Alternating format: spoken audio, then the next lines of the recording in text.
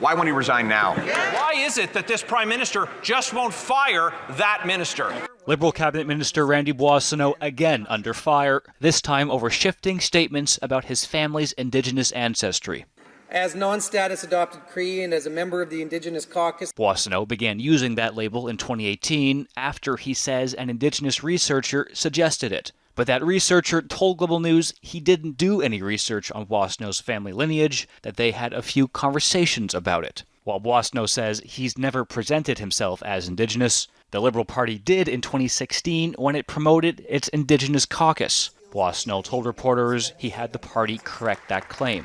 A former caucus member says Boissonnault joined as an ally. He never said that he was Indigenous, but he did say he had an Indigenous grandmother that was a new wife of his grandfather. Boissonnault spoke of his adopted family's Indigenous connection several times in the House of Commons. I think of my great-grandmother, full-blooded Cree woman, Lucy Bruneyes. The National Post reporting that doesn't match 1931 census records, which list his adopted great-grandmother as German. Boissonnault's office told Global News it appears that the minister's own understanding of his family's heritage was inaccurate, and that he spoke to what he believed to be accurate his whole life. Last week, he apologized for the confusion.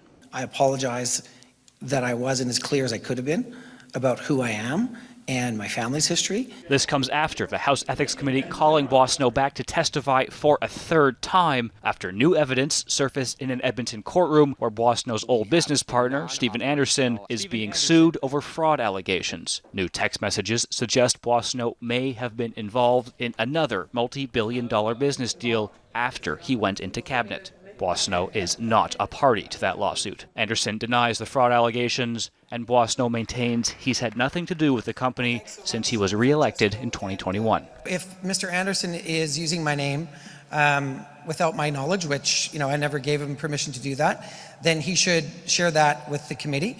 It's like this slow-moving car wreck we're watching. I don't know why the Prime Minister hasn't stepped in and done something. The Prime Minister saying he still has confidence in his Employment Minister. I'm happy that he is continuing to lead on issues around jobs and employment and represent Alberta in our government.